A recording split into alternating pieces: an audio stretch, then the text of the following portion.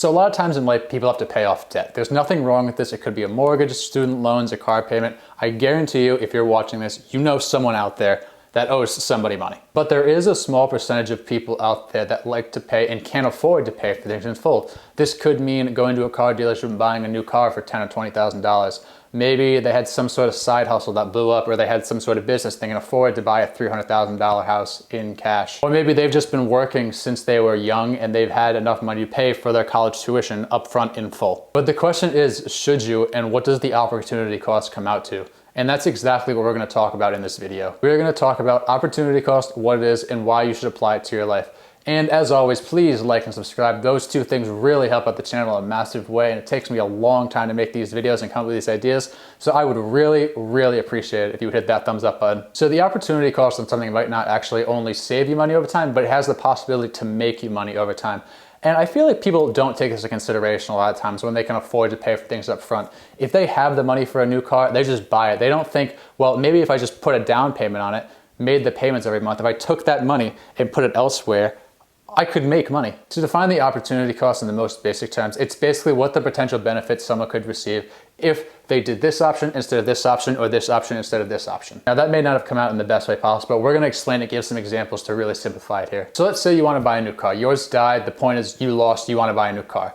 And you have $20,000 saved, and you have a 2020 Honda Accord lined up, and the bottom dollar, when everything's calculated in taxes, everything, is $20,000. And you decide, I'm gonna put it all towards it, right up front, take my money.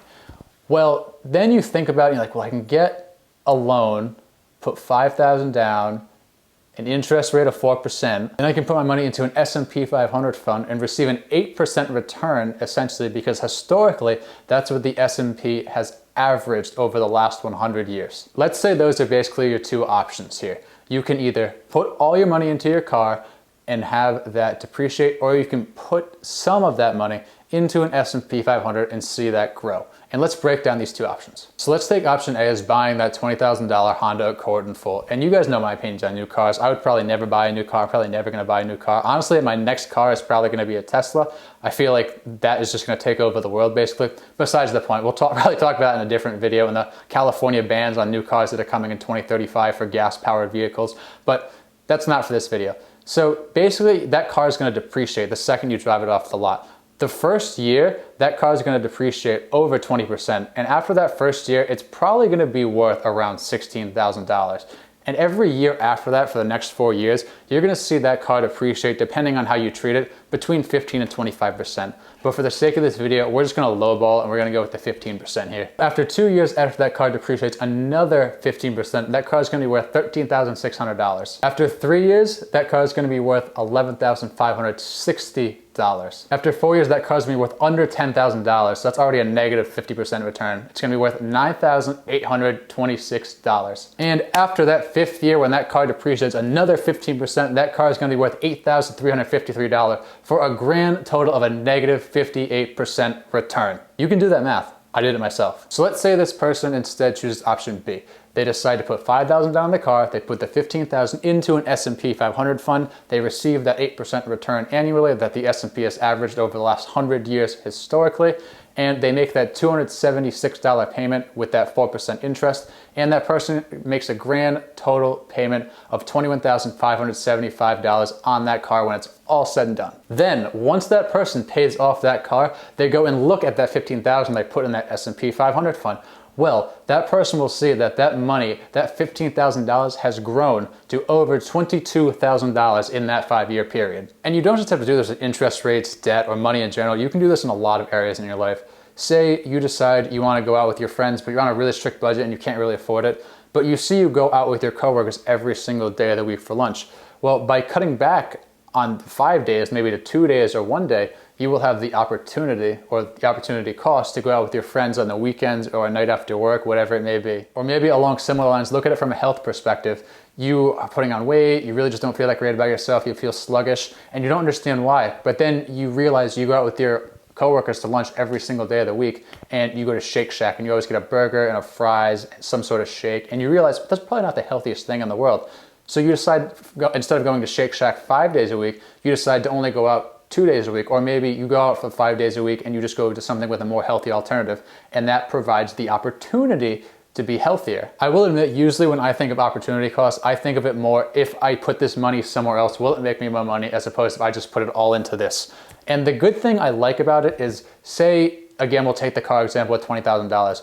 You put the $5,000 down and then you want to go fund some sort of startup with that other $15,000. You want to invest it, you can. And if it doesn't work out, say that company goes bankrupt before you invested it, or they just decide they want to go in a different direction and you're not a fan of it, you can just put that $15,000 towards that car. But on the flip side, say you just put all that $20,000 toward that car initially and you just pay it off immediately, and you see a killer opportunity, like a game-changing opportunity, like right over to your right, then you can't necessarily pursue it because you just put all that money into a depreciating asset in your car. And this just doesn't apply to your car. This could apply to your house or student loans or anything. Personally, especially in this day and age when that market is so choppy, especially in an election year, I like to keep cash on the sideline, because if that market dips 30% like it did back in March, I am on it and I am buying, buying, buying. It's like a shopping spree. It's like literally Black Friday to me. It's the best thing that could happen, because I know I'm going to see fantastic returns over time on companies that are way undervalued. And you know, some people just say, you know, I ran the numbers, I see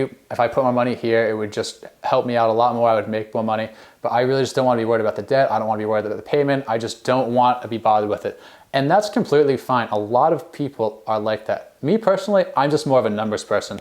I like to lay everything out and just, okay, if I put money here and put money there, that's gonna make me more money. And if I take a little bit here and put it there, that's gonna make me even more money. That's just how I am. I just like to run the numbers. But I can also see why people are just like, I don't wanna be bothered with it. I want nothing to do with it. They just want this simple scenario. And I completely understand that, and there's nothing wrong with it at all. But I do think the opportunity cost is something you should be aware of, and at the very least, you should run the numbers to see what you would get as a return if you put your money elsewhere. Especially if you start to do this with your finances, you're gonna be able to do it with other areas of life, like just your health, for example, like we talked about earlier.